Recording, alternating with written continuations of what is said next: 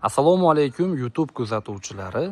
Sizlar bilan men usta Azamatjon. Biz jamoamiz bilan birgalikda xonadonlarga sementovoy tiyag ishlarini qilib beramiz. Hozir biz Andijon viloyati Asaka tumanidamiz.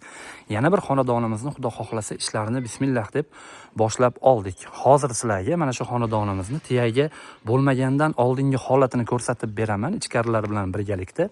Agar kanalimizni kuzatib borsangiz, inshaalloh mana shu xonadonimizni sementovoy tiyagalarni bitirganimizdan keyin ham sizlarga video roligini taqdim qilamiz. O'zingiz ko'rib bitta baho berasiz. Bu xonadonimizni mana shu tashqari tomonlari polnisi aylanasiga pianino fasonda bo'ladi, tepalari.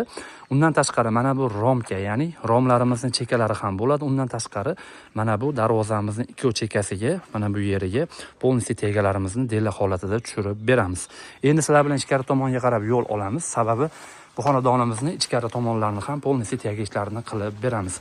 Mana bu romlar ham atroflari tiyaga holatida bo'ladi.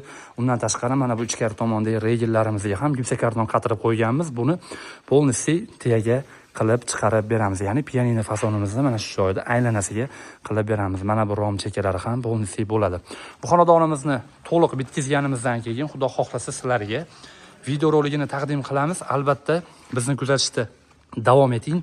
Xudo xohlasa sizlarga mana shu xonadonimizni to'liqligicha tiyag ishlarini, ya'ni sementovoy tiyag ishlarini bitirib berganimizdan keyin bu xonadonimiz qay darajada o'zgargan video roligini taqdim qilamiz. O'zingiz ko'rib bitta baho berib qo'yasiz. Sog' bo'ling, salomat bo'ling. Albatta bizni kuzatishda davom eting.